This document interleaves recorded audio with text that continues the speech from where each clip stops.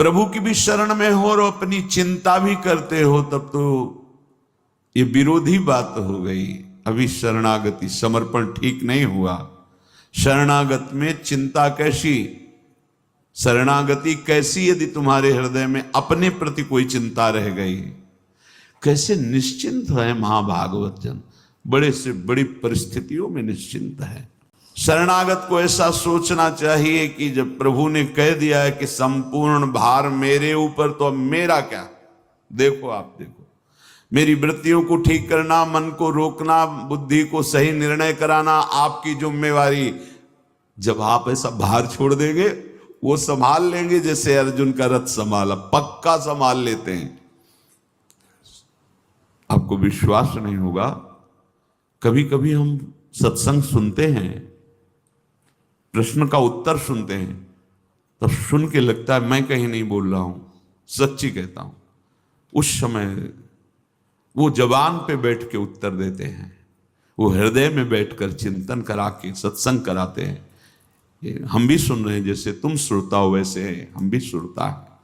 ये शरणागत का संपूर्ण, वो कभी भी कहीं किसी ऑफिस में बैठकर बोल सकता है, वो ऐसे, पर वो वहीं बैठता है जहां पूरा अधिकार दे दिया गया है कि ये आपके नाम।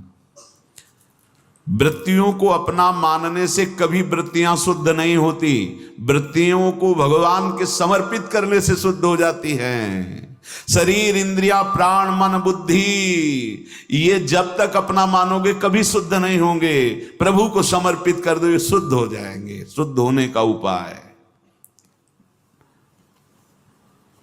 दूसरा है, शरणागत भक्त निर्भय रहता है, कोई भय नहीं रहता। भय उसको होता है जिसके आचरण बहुत गंदे होते हैं, वो बहुत भयभीत रहता है। और अभिमानी है, देहाभिमानी, भययुक्त रहता है। जैसे जैसे पापाचरण होते हैं वैसे वैसे भय उसका अंदर। दूसरा भय होता है बाहर का, शत्रु का, सांप, बिच्छू, भूत, प्रेत, जो भयावह वस्तुएं उनका। शरणागत को ना भीतर का भय होता है ना बाहर का भय होता है। एक बार सेनपुर में थे, बहुत वहां बहुतायत थी, सर्प, बिच्छू, ऐसे नीलगाय, खरगोश, ऐसे बहुत से सब जीव जंतु, विशाल जंगल, मतलब बहुत मोटे मोटे ऐसे वृक्ष के एक एक बीघा में बट वृक्ष। ऐसे हमने कदम नहीं देखे जैसे वहां विशाल कदम, गंगा जी का किनारा, और ऐसा जंगल के बस थोड़ा रास्ता निकलने का ऐसे। तो वहां बीच जंगल, बहुत वृक्षावली। ऐसे तो एक विशाल अशोक का वृक्ष, मतलब 300-400 आदमी बैठ सकते हैं उस अशोक वृक्ष के नीचे। ऐसा जैसे आम का बरगद, ऐसे विशाल, और छोटी सी पर्णकुटी ऐसे, तो उसी में आसन में बैठे। बस देखा कि 2 फणधारी सांप ऐसे सामने आए और वो खेल रहे थे ऐसे ऐसे लिपट के। एकदम मन में भय प्रकट किया, आप बिल्कुल नजदीक आ चुके हैं, अगर ये काटना तो फिर काट सकते हैं। अगर इनको काटना होगा तो कभी भी कहीं भी काट सकते हैं, क्योंकि सत्य है, अगर इनका विधान है तो और नहीं काटना तो नहीं काट। खेलते रहे कुटिया में, थोड़ी देर बाद दोनों चले गए। कोई ना बाहर का भय, सर्प, बिच्छू, भूत, प्रेत, विषाद, किसी ना अंतर का भय, क्योंकि उसको पता होता है कि भगवान की शरण में वो हर समय है।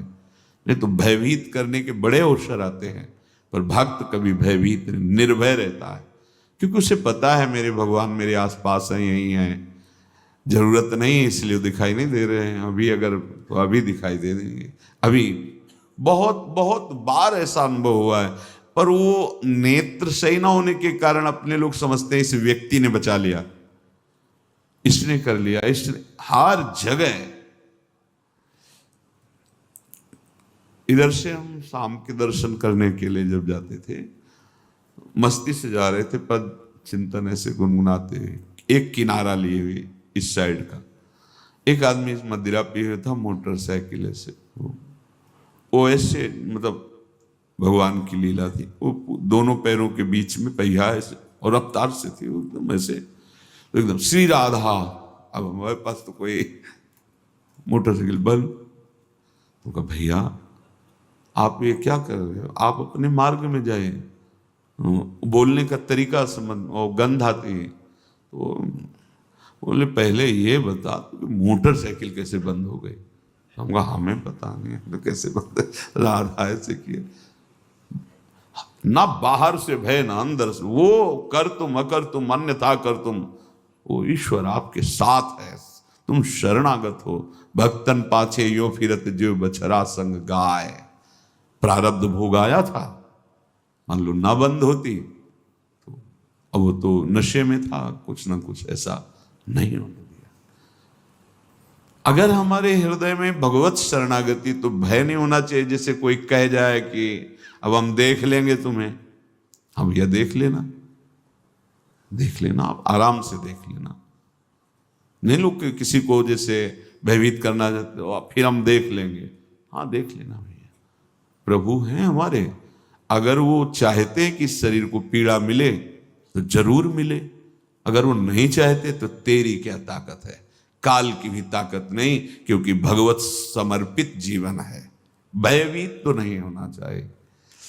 बाल्यावस्था से निर्भयता तभी आई है जब असंग रह करके केवल एक ईश्वर का, कि उनका विधान परम सत्य होता है, वही होगा जो ईश्वर चाहता है। इस तो अनुभव में आया उनकी कृपा, उनका दुलार। सबसे बड़ा भय मृत्यु है, लेकिन जो भगवान का भक्त होता है वो मृत्यु से भी, अभी कई बार सत्संग में होता है, जैसे विशाल हाथी के गले से रायबेल की माला टूट के गिर जाए, हाथी को पता भी न चले, ऐसे भक्तों की मृत्यु रूपी लीला होती है।